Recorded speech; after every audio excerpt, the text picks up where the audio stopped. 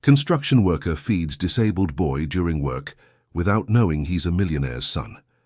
Michael Sullivan lowered his orange hard hat and wiped the sweat from his forehead when he saw the scene that would change his life forever. Amid the dust and noise of the machinery, a blond boy in a wheelchair was crying softly, leaning against the fence that separated the construction site from the outside world. It was there, in that moment of compassion, that everything began. The 45-year-old construction worker, with hands calloused from decades in the construction business, didn't hesitate to approach that child who seemed as lost as he was vulnerable. What Michael didn't know was that this simple act of kindness would lead him to discover secrets that would shake not only his simple life, but also that of one of the wealthiest families in New York City. The boy couldn't have been more than 10 years old. His blonde hair was disheveled and his face, dirty with dust, showed traces of recent tears. The wheelchair was modern and expensive, but that didn't lessen the sadness stamped in his blue eyes. "Hey, son, what are you doing here all alone?" asked Michael, crouching down to the boy's level. The boy looked at him with initial distrust, but something in the construction worker's caring voice reassured him. I was just watching the construction," he murmured. "I always pass by here when I go out for a walk." Michael noticed the boy was trembling slightly. It wasn't from the cold, even though the New York morning was a bit chilly. It was something different, perhaps hunger. "Have you had breakfast, kid?" The boy shook his head no, and Michael felt his heart tighten. Without a second thought, he went to where he had left his lunchbox and returned with half of the ham sandwich on a roll that his wife, Martha, had prepared for him. "Here you go. Eat this, it'll do you good." The boy's eyes lit up. He devoured the sandwich as if he hadn't eaten in days, and Michael grew even more intrigued. A well-dressed child, with a wheelchair that cost more than 3 months of his salary, and he was there starving. "What's your name, son?" "Julian," replied the boy, still chewing. "Julian Montgomery." The surname meant nothing to Michael, but there was something in the way the boy said it that sounded important. Montgomery. He would keep that name in his memory. "And do you live nearby, Julian?" The boy pointed to an imposing building across the avenue, a high-end apartment building entirely clad in marble with an elegant doorman and well-kept gardens. "There, on the top floor." Michael looked where Julian was pointing and let out a low whistle. A penthouse in that building was no joke. Millions of dollars for sure. "And your parents? Do they know you're here?" Julian's face closed off immediately. The momentary joy the sandwich had brought faded. "I only have my grandmother, and she doesn't really like it when I go out." Michael sensed he had touched a sensitive spot.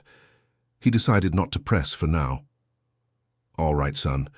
How about you stay here with me for a little while? I can show you how we build a building. Dear listener, if you're enjoying the story, please take a moment to like and especially subscribe to the channel. It really helps us who are just starting out. Now continuing." Julian's eyes lit up again. It had been a long time since someone had taken a genuine interest in him, who wanted his company without ulterior motives. Michael spent the whole morning explaining each stage of the construction.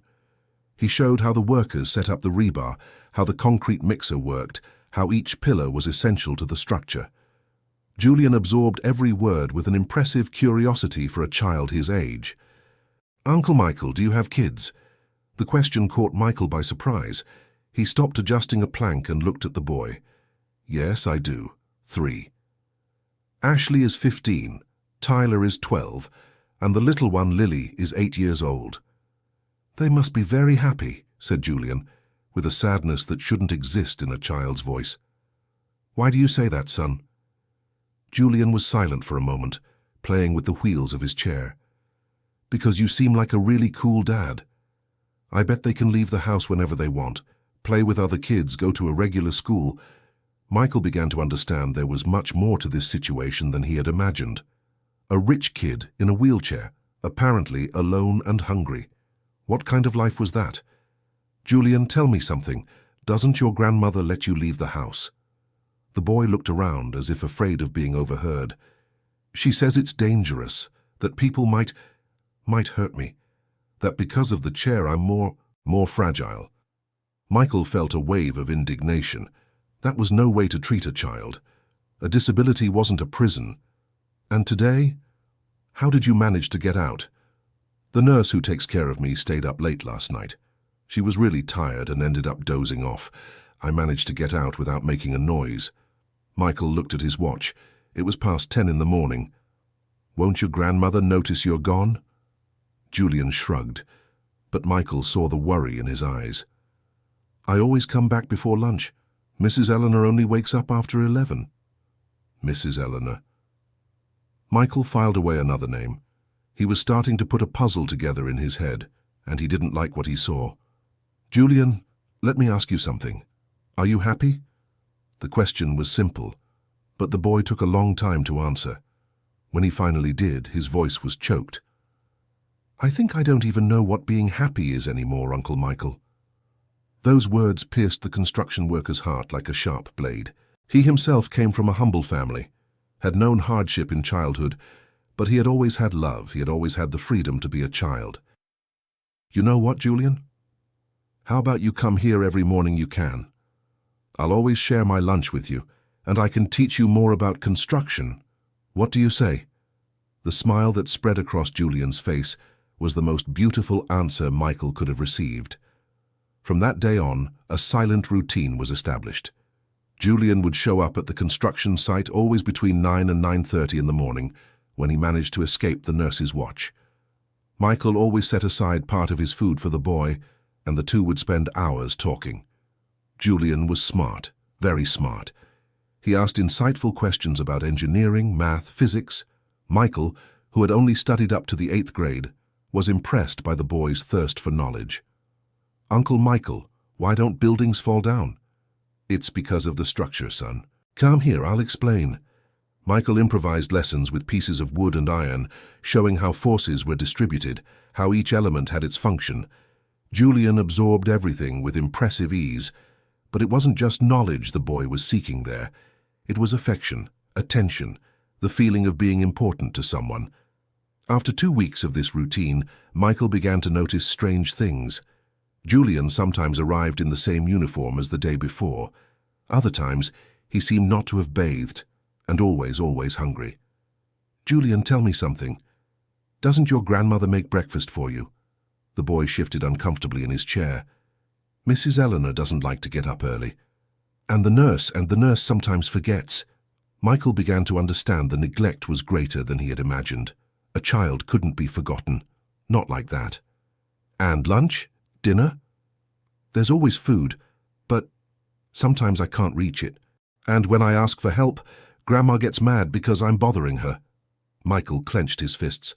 How can a child not reach their own food? What kind of house was that? Julian, does your grandmother know you need help with some things?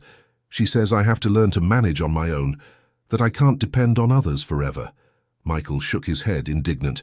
A 10-year-old child in a wheelchair couldn't be forced to have total autonomy. A balance between independence and care was necessary. And a doctor? Do you go to the doctor? I do, but only to expensive offices. Grandma says she can't take risks with me. Michael found the answer odd. Why only expensive offices? A good doctor didn't necessarily have to do with price. And the doctors, what do they say? Julian was silent for a moment. They always say different things. One says one thing, another says another. Grandma picks and chooses which one she wants to listen to. Michael felt a chill down his spine. Picking and choosing which she wanted to hear. What was that about? Julian, explain that to me better. There are doctors who say I can get better, that I can have a normal life. But Grandma doesn't like those. She prefers the ones who say I'll need special care forever. The puzzle in Michael's mind began to take a frightening shape. Was it possible that a grandmother was sabotaging her own grandson's recovery? And you? How do you feel about your condition? I remember some things from before the accident. I could walk, run. The physical therapist who used to come to the house said I could walk again if I did the right exercises. And why doesn't she come anymore? Grandma let her go. Said it was a waste of time and money. Michael had to control himself to not explode with anger. That woman was literally preventing the boy's recovery. But why? That night, at home, Michael told everything to Martha. His wife, a kind 42-year-old woman who worked as a nursing assistant in a public hospital, was horrified. "Michael, this is neglect. That child is being mistreated." "I know, Martha, but what can we do? It's a rich, important family. Who's going to believe the word of a construction worker?" Martha held her husband's calloused hands. "We can't just stand by. That child needs help." "I know, but I need to be sure before I take any action. If I'm wrong, I could make Julian's situation worse." Martha nodded, understanding. "Then let's find out the truth." Little by little. The next day, Michael arrived at the construction site earlier than usual. He wanted to observe the building where Julian lived, to try to better understand the dynamics of that family. At 8:30 in the morning, he saw a luxury car stop in front of the building. An elegant woman, about 60 years old, got out of the back seat. Neatly styled grey hair, expensive clothes, a haughty posture. That must be Julian's grandmother. Michael watched as she entered the building. 15 minutes later, she came out again and the car drove off. She had left. That's why Julian could sneak out. At 9 o'clock sharp, as always, Julian appeared at the construction site. But this time he was different, sadder, more downcast. "What happened, son?" "Grandma found out I've been leaving. I don't know how, but she found out."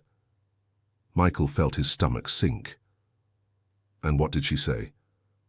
"That I'll have to be locked in my room starting tomorrow, that I'll have a new nurse who won't leave me alone for a minute." "What do you mean, locked in your room?" Julian began to cry. "She ordered new locks put on the door. On the outside, said it's for my own protection." Michael was speechless. That wasn't protection, it was imprisonment. "Julian, listen to me, that's not right. A child can't be locked up." "But what if she's right? What if I really am a danger to myself? Son, look at me. You are not dangerous. You are a normal child who happens to use a wheelchair. That doesn't make you any less capable of living." Julian looked at Michael with a mixture of hope and despair. "Uncle Michael, can I ask you something?" "Of course, my boy. If I can't come here anymore, can you come to my house?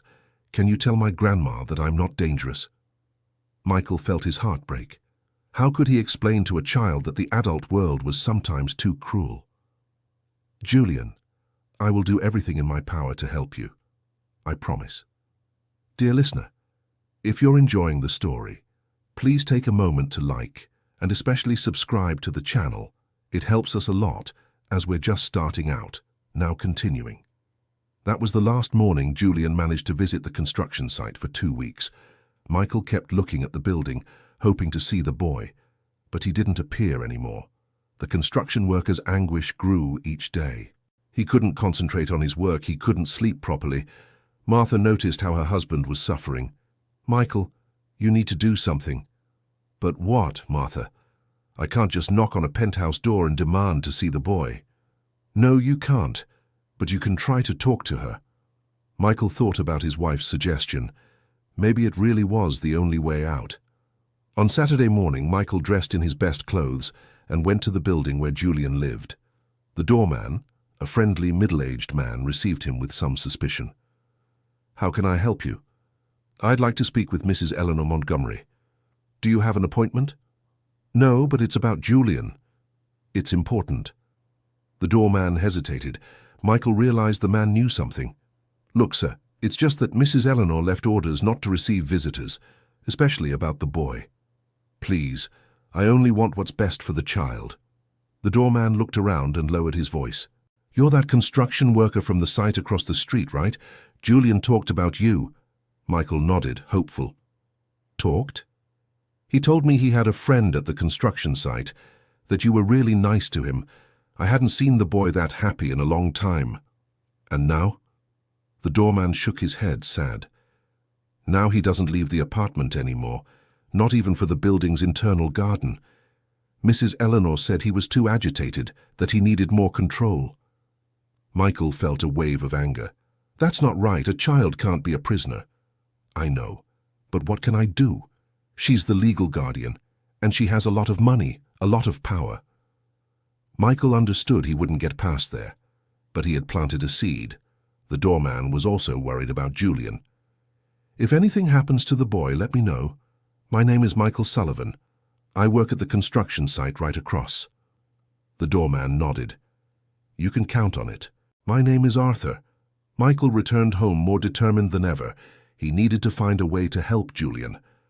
On Monday, Michael arrived at the construction site and found something he didn't expect. A small note folded on the ground by the fence. He immediately recognized Julian's shaky handwriting.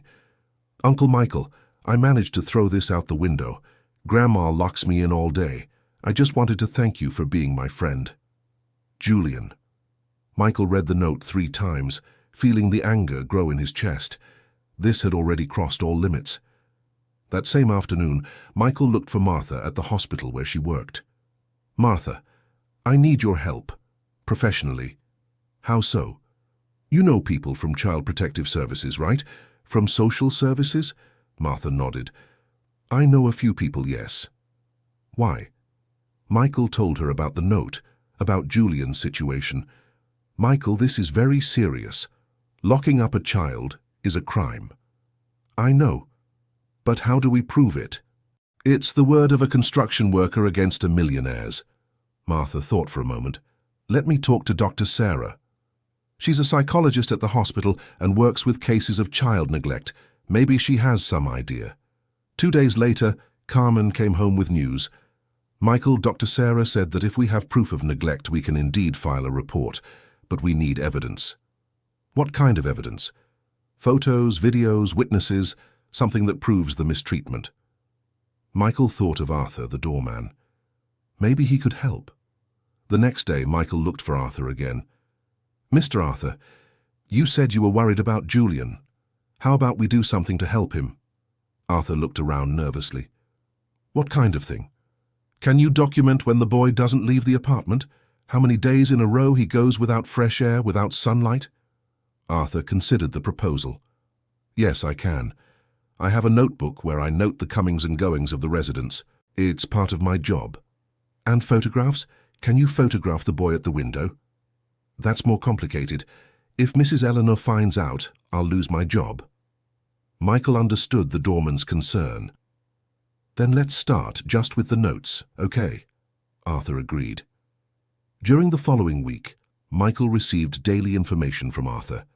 Julian hadn't left the apartment a single time, not even to the service area on the roof. On Friday, something unexpected happened. Michael was working when he heard screams coming from Julian's building. They were a child's screams.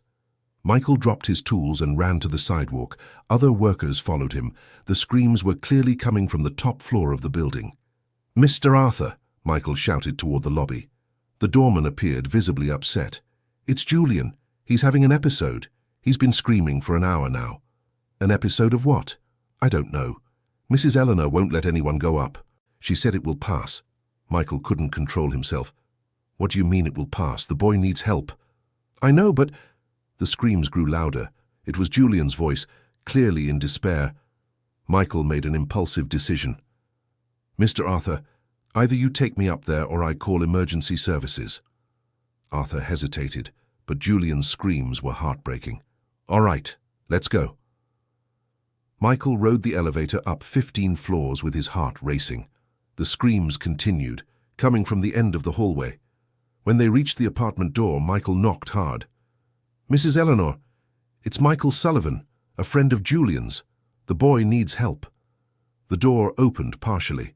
An elegant, cold woman appeared. You have no business being here. Leave immediately or I'll call security. Julian has been screaming for over an hour. He needs medical help. My grandson is perfectly fine, just having a tantrum episode. Michael looked over the woman's shoulder and managed to see Julian. The boy was on the living room floor, having fallen from his wheelchair, clearly in a panic. This isn't a tantrum. He needs help. Get out of here now! Mrs. Eleanor began to close the door, but Michael stopped it with his foot. Julian, it's Uncle Michael. It's okay. The boy heard Michael's voice and the screams subsided. Uncle Michael, is it really you? It's me, son. I'm here. Mrs. Eleanor pushed Michael. Don't you dare speak to my grandson. Why are you afraid of me speaking to him? What are you hiding? The question caught Mrs. Eleanor off guard. For a second, Michael saw something like guilt in her eyes. I'm not hiding anything, just protecting my grandson from bad influences. Bad influences? I only offered affection to a child who needed it. Affection? You filled his head with absurd ideas, making him believe he could have a normal life. Michael understood. That was it. Mrs. Eleanor didn't want Julian to believe he could be independent. Why don't you want him to be independent? Because he can't be. He's disabled. He needs special care. But the doctors said he can improve, that he can walk again. Incompetent doctors, selling false hope. Michael realized he was facing a woman who, for some reason, had decided Julian would always be dependent. But why? At that moment, Julian managed to get close to the door, still on the floor. "Uncle Michael, help me! I fell from my chair and Grandma won't help me get back in." Michael felt his blood boil. "What do you mean she won't help?" "She said I have to learn to get in by myself. I've been trying for 2 hours. Michael couldn't take it anymore." He gently pushed Mrs. Eleanor aside and entered the apartment. "Come here, son." Carefully, Michael helped Julian back into his wheelchair. The boy was exhausted, his arms sore from trying to lift himself up alone. "Thank you, Uncle Michael." Mrs. Eleanor was furious. "Get out of my house. Now, I'll leave. But I'm taking Julian with me." "No, you're not. He's my grandson, and a child who is being mistreated." Michael looked around the apartment. It was luxurious but cold. There were no toys, nothing to indicate a child lived there. "Julian, where are your toys?" "I don't have any toys. Grandma says I'm too old for that." Michael shook his head in disbelief. "And books? Video games?" "I'm not allowed. Grandma says they overstimulate my mind." Michael understood that Julian lived in a gilded cage, rich but completely empty of love and stimulation. "Mrs. Eleanor, you need psychological help. What you're doing isn't protection, it's cruelty." "How dare you? I take care of my grandson better than anyone." "Taking care isn't locking away. Taking care isn't leaving a child struggling on the floor for 2 hours. Julian, from the depths of his innocence, asked a question that silenced everyone. "Grandma, why don't you like me?" The silence that followed was deafening. Mrs. Eleanor was left speechless. Michael saw tears forming in the woman's eyes. "Julian, I do like you." "Then why won't you let me go out? Why can't you hug me? Why do you get mad when I laugh?" The boy's questions were like daggers to the heart of any adult with a shred of sensitivity. Mrs. Eleanor turned her back, clearly shaken. Michael seized the moment of vulnerability. "Mrs. Eleanor, can you explain to me why you treat Julian this way?" When she turned around again, Michael saw a broken woman, no longer the haughty figure from before. "You don't understand. I lost everything because of a disability." "What do you mean?" "My husband, Julian's grandfather. He became disabled after an accident. I had to care for him for 15 years, 15 years of my life, and he took advantage of it. Pretended to be worse than he was to keep me trapped." Michael began to understand the origin of Mrs. Eleanor's trauma. "And you think Julian will do the same thing?" "I know he will. It runs in the family. Manipulators." Julian, who was listening to everything, began to cry softly. "Grandma, I never wanted to be a burden. I just wanted to have friends." Mrs. Eleanor's revelation explained a lot, but justified nothing. She was projecting onto her grandson the trauma she lived through with her husband. "Mrs. Eleanor, Julian is not your husband. He's a child who needs love, not a prison. But what if he grows up and becomes dependent? What if I die taking care of him like I did with my husband?" Michael felt compassion for the woman, but outrage at Julian's situation. "Then let's give him a chance to develop. Let's let him have real physical therapy, go to school, have friends. And if it doesn't work? And what if it does? Have you ever thought of that?" Dear listener, if you're enjoying the story, please take a moment to like and especially subscribe to the channel. It really helps us who are just starting out. Now, continuing, Mrs. Eleanor Montgomery remained silent for a long time. Julian watched her with a mixture of hope and fear. "Grandma, I promise I'll be independent, that I won't be a burden to you." The boy's promise touched his grandmother's heart deeply. Michael saw an opening there. "Mrs. Montgomery, how about we start slowly? Let Julian come to the construction site with me some mornings. He loves learning about construction. At the construction site? That's dangerous. I'll look after him. I promise nothing will happen. Julian looked at his grandmother with pleading eyes. Please, Grandma, just a few mornings. Mrs. Eleanor Montgomery sighed deeply. I need to think. Michael felt he had won a battle, but the war was not yet over. All right, but while you think, how about letting Julian out here on the balcony? Get some sun? Mrs. Montgomery nodded reluctantly. Michael helped Julian get to the penthouse balcony. The boy closed his eyes and took a deep breath, feeling the sun on his face. Thank you, Uncle Michael. I was already forgetting what the sun felt like. Julian's words echoed in the apartment. Mrs. Montgomery heard them, and Michael saw that she was truly shaken. Mrs. Montgomery, may I make a suggestion? She nodded. Have you ever thought about seeking psychological help to process the trauma from your marriage? I don't need a psychologist. But Julian needs the best version of you, and you deserve to be happy too. Mrs. Montgomery looked at her grandson on the balcony, radiant in the sun, and for the first time Michael saw something like remorse in her eyes. Perhaps you're right. Michael felt a spark of hope. May I suggest a psychologist? My wife works at a hospital and knows some very good professionals. No, I'll find someone on my own. Michael understood she needed to maintain control over the situation. All right. And about Julian coming to the construction site? 1 morning a week to start. Julian, who was listening from the balcony, shouted with joy. Really, Grandma? Really? Really, but with rules. And you, Mr. Sullivan, are responsible for anything that happens. Michael nodded, knowing it was a big responsibility but a necessary one. You can count on me. The following Wednesday, Julian showed up at the construction site, accompanied by Mrs. Montgomery. Michael noticed how she watched everything with suspicion, as if looking for danger in every corner. Mrs. Montgomery, you can stay here and watch if you'd like. I will. Julian spent the whole morning showing his grandmother everything he had learned about construction. Michael saw how the boy lit up when sharing knowledge, how important he felt being listened to. Mrs. Montgomery, despite all her suspicion, couldn't hide the pride she felt seeing her grandson's intelligence. He knows a lot about this, she commented, almost without meaning to. Julian is very smart, he learns too fast. The doctor said his disability didn't affect his brain. And it really didn't. He just needs opportunities. By the end of the morning, Mrs. Montgomery seemed more relaxed. All right, 2 mornings a week. Julian celebrated as if he had won the lottery. The following weeks brought gradual changes. Julian was happier, more talkative. Mrs. Montgomery was still rigid but began to allow small concessions. Michael, in turn, began working not only with Julian, but also with Mrs. Montgomery. Subtly, he showed how a child could be independent without being abandoned. Mrs. Montgomery, have you researched physical therapy for Julian? I've had bad experiences with physical therapists. But Julian is different from your husband. He wants to get better. Michael planted these ideas little by little, without forcing, letting her reach the conclusions on her own. One day, Mrs. Eleanor Montgomery asked a question that surprised Michael. Mr. Michael, does your wife really know any good psychologists? Michael concealed his joy. Yes, she does. Very competent people.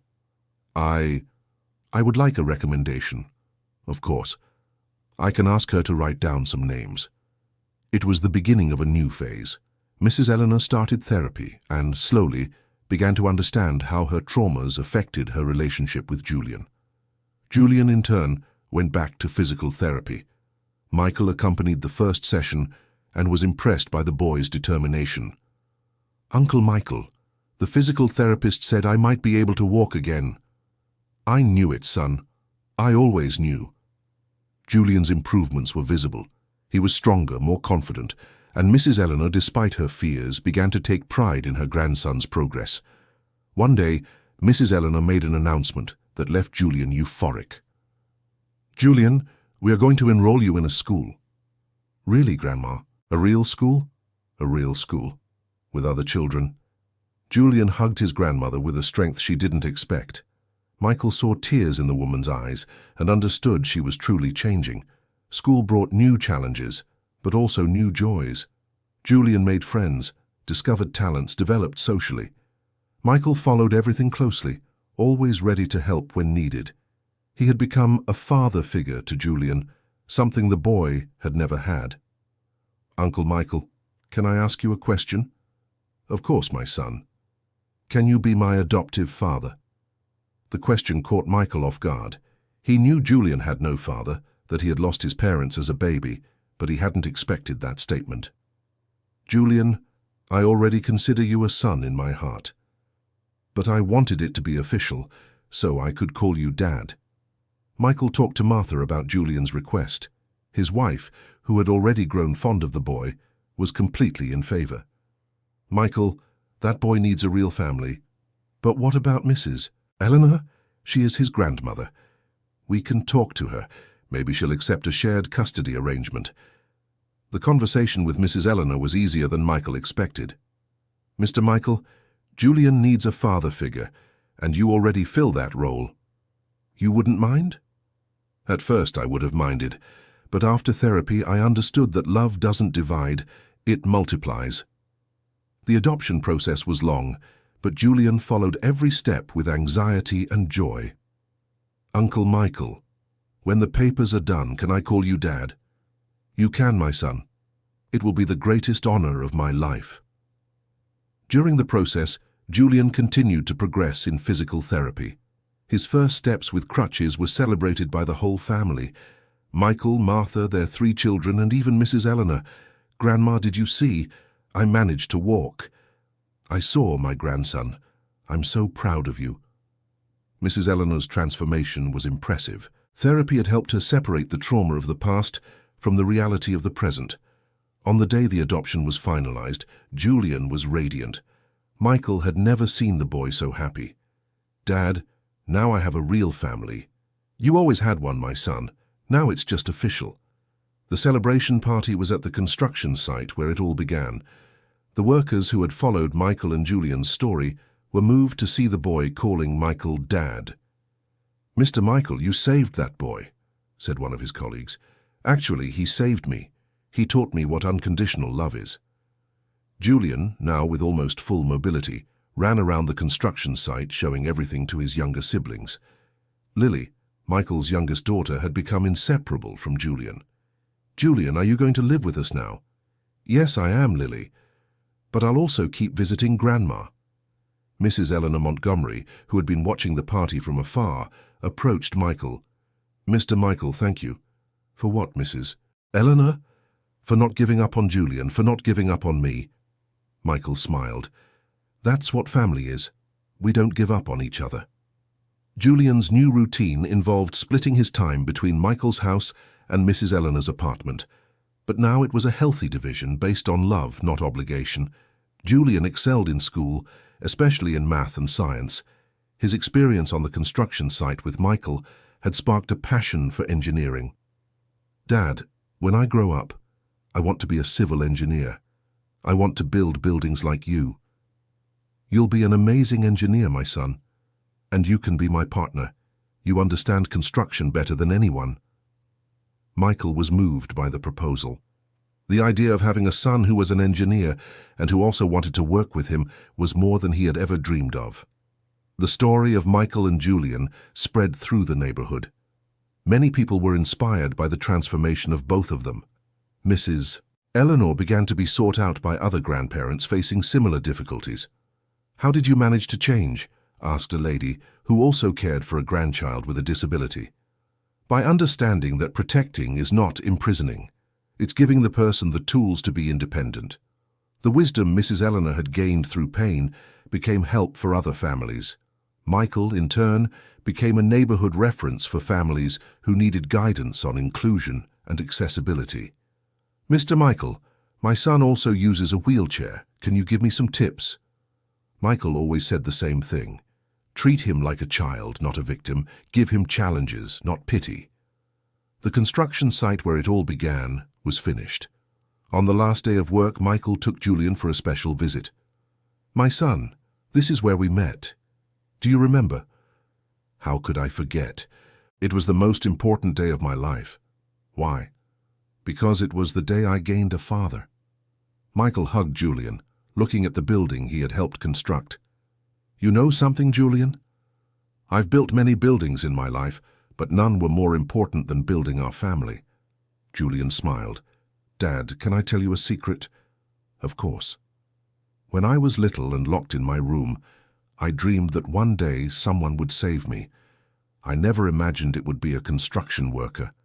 But I also never imagined he would be someone so special. Julian's words echoed in Michael's heart, like the most beautiful melody he had ever heard. Years later, Julian graduated as a civil engineer with the best grades in his class. Michael was in the audience crying with pride. In his graduation speech, Julian made sure to honor his father. I dedicate this achievement to my father, Michael Sullivan, a man who taught me that the greatest construction we can do in life is building a family based on love. Michael stood up, applauding his son with tears streaming down his face. Mrs. Eleanor, who was also present, approached Michael. Look at what that sad little boy has become. Yes, Mrs. Eleanor, love really does work miracles. Mr. Michael, thank you for having patience with me, for helping me become a better grandmother. We all learned together, Mrs. Eleanor. Julian approached the two of them, diploma in hand. Dad, Grandma, ready to start our construction company? Michael and Mrs. Eleanor looked at each other, smiling. Ready, my son. The company Sullivan and Montgomery Construction became one of the most respected in the city, not only for the quality of its work, but for the social project it developed, employing people with disabilities and promoting inclusion in construction. Julian married at 28 to a college classmate, an architect named Claire. Michael proudly walked his son down the aisle, proud of the journey they had made together. Dad, thank you for everything. Thank you isn't enough, my son. You taught me what it truly means to be a father. With Gabriel's first child, Roberto became a grandfather. The boy was born without any disabilities, but Roberto knew that even if he had been born with some limitation, he would have been loved unconditionally. Grandpa Michael, tell the story again of how you and Daddy met. Michael smiled, picking up his grandson onto his lap. Once upon a time, a construction worker met a very special boy on a job site. The story repeated through the generations, but now as an example of love, not of suffering. Donna Eulalia, now over 80, remained active in the family's life. She became the grandmother Gabriel had always deserved to have. Grandma, do you regret anything? I regret taking so long to understand that to love is not to control. But in the end, everything worked out. It did. And do you know why? Because your father Michael never gave up on us. Gabriel looked at Michael, who was playing with his grandson in the garden. He saved my life, Grandma. And you saved his too, my grandson. That's what family is. We save each other. On Sunday evenings, the whole family gathered at Michael and Martha's house. Gabriel with Claire and their son, Mrs. Eleanor Montgomery, Ashley now married with her children, Tyler with his girlfriend, and Lily studying medicine. Michael looked at that abundant table, not just with food but with love, and remembered the sad boy he had found on the job site years ago. What are you thinking about, Dad? Asked Gabriel. I'm thinking that you never know when you're going to find an angel disguised as a child in need of help. Or when you're going to find an angel disguised as a construction worker, replied Gabriel, smiling. Martha approached her husband. Michael, are you proud of our family? Michael looked around the table, seeing smiling faces, hearing laughter, feeling the love that hung in the air. I am, Martha. I am very proud. We built something beautiful here. And solid, added Gabriel. Like your constructions. Michael laughed. The best constructions are made with love, my son, and this family of ours is proof of that. When night fell and everyone had left, Michael stayed alone on the porch looking at the stars. Gabriel approached. Dad, can I stay here with you for a while? Of course, my son. They stood there in silence, father and son, contemplating the vastness of the sky. Dad, do you think everything happens for a reason? Michael thought about the question. I do, Julian. I think I was on that job site on that exact day because you needed me, and I needed you. What do you mean you needed me? You taught me that being a father isn't just about fathering a child, it's about choosing to love a child and making them feel special. Gabriel was moved. I always felt special with you, Dad. And I always felt honored to be your father. They embraced there on the porch under the starry sky, two men life had brought together through kindness and unconditional love. Dad, thank you for finding me. Thank you for letting me find you, my son. And so the story that began with a construction worker offering a piece of bread to a hungry child transformed into a saga of love, transformation, and hope that would span generations. On the last day of Michael's life, an old man at 80, Gabriel held his hand in the hospital. Dad, you were the best father I could have ever had. Michael smiled weakly but full of peace. And you were the best gift God ever gave me, my son. Dad, promise you'll keep watching over me from heaven? I promise. But you won't need watching over anymore. You've become an incredible man. It's because I had the best example. Michael closed his eyes with a smile on his face, knowing he had fulfilled his mission as a father.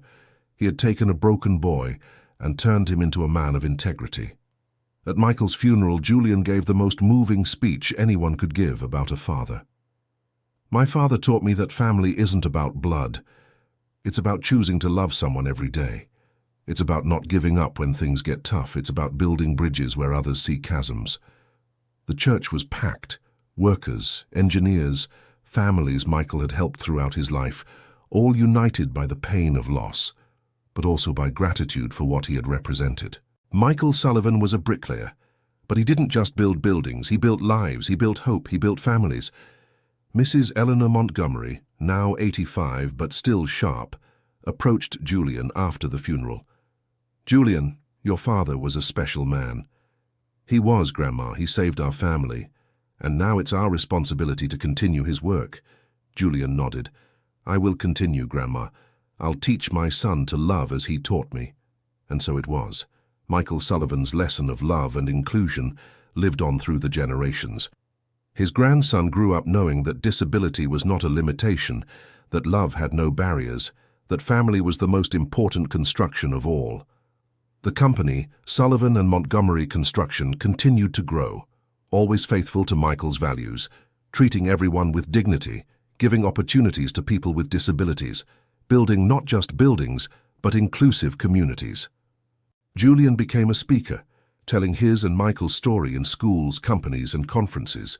He always ended his talks with the same line, remember, we all have the capacity to be the Michael Sullivan in someone's life. We can all choose to reach out to those in need. The house where Michael and Martha raised their children became a gathering place for the extended family. Every Sunday, 3 generations gathered there, keeping the tradition of unconditional love alive. Lily, who became a pediatrician specializing in children with disabilities, always said she was inspired by her brother Julian's story. I saw how my father's love transformed Julian. I want to do the same thing in my profession. Tyler became a special education teacher, also inspired by the family's story. My father taught me that everyone deserves a chance. That's what I want to give my students. Ashley founded an NGO that empowered families to deal with disability in a healthy and loving way. I learned from my father that information and love can transform any situation. Michael Sullivan's lesson multiplied exponentially through his children, each carrying forward the mission to include, love, and transform. Claire, Julian's wife, specialized in inclusive architecture, designing accessible spaces for people with disabilities. Michael taught me that accessibility is not a favor, it's a right. That's how I design all my spaces. Julian's son, Michael Sullivan Montgomery, named after his grandfather, grew up hearing the family stories and developed a passion for child psychology. Grandpa Michael said the best constructions are made with love. I want to build healthy minds in children. Even Mrs. Eleanor, in her final years, dedicated herself to writing a book about her experience. From a gilded prison to true love, How I Overcame My Trauma to Love My Grandson, became a bestseller, helping other families in similar situations. Michael Sullivan taught me that it's never too late to change, that it's never too late to love better, she wrote in the preface. The story of the bricklayer and the boy became a legend in the neighborhood. The construction site where it all began received a plaque in honor of Michael Sullivan. Here began a love story that transformed lives. Michael Sullivan taught us that kindness costs nothing, but is worth everything. Martha, a widow but surrounded by a huge, loving family, became the respected and beloved matriarch to all. Michael planted seeds of love that continue to bear fruit to this day, she would say, always emotional when telling stories about her husband. Julian, now in his 50s, continued visiting construction sites, looking for children who might need help. It was his way of honoring his father's memory. "Dad, I'm still looking. I'm still extending a hand like you taught me." During one of these visits, Julian found a girl in a situation similar to what he had lived through. A child in a wheelchair, neglected by her family, sad and alone. "Hi, sweetheart. What are you doing here all by yourself?" The girl looked at Julian with the same frightened eyes he had had decades before. "I was just looking," Julian smiled, recognizing the situation. "You know something? You remind me of myself when I was little. Want to hear a story while we have a snack?" And so the cycle began anew. Michael Sullivan's kindness continued to multiply through Julian, touching new lives, transforming new stories. The girl, whose name was Louisa, became the next daughter of Julian and Claire's heart, proving that true love knows no limits or borders. "Father Julian, why did you choose me?" Louisa asked years later. Julian looked up at the sky, feeling Michael's presence. "Because my father taught me that we don't just choose a child. We choose to make the world a better place, one child at a time." And so Michael Sullivan's lesson continued to echo through time, that a simple act of kindness can transform not just one life, but entire generations. That true love knows no barriers. That family is about choices, not just blood. That we all have the power to make a difference in someone's life. The story of the construction worker who fed a boy during a job and discovered he was feeding much more than physical hunger, he was feeding hope, love, and transformation, became an eternal legacy of how small gestures can have great consequences. Michael Sullivan proved that you don't need to be rich to be generous, you don't need a diploma to be wise, you don't need to be perfect to make a difference. You just need a heart willing to love. And that love, planted on a sunny morning at a noisy construction site in New York City, continued to grow, blossom, and bear fruit, touching lives that even Michael could never have imagined. Because a person's true legacy isn't the buildings they built with their hands, but the lives they built with their heart. And Michael Sullivan, the construction worker who became a father, grandfather, and inspiration, left the greatest legacy of all: a family based on unconditional love and a lesson that we can all choose to be better each day. End of story. And you, dear listener, what did you think of this story of transformation and love? Tell us in the comments if you know a similar story, or if you've ever experienced something like this. Do you believe small gestures can change entire lives? We'd love to read your opinion. Don't forget to leave your like and subscribe to the channel for more emotional stories.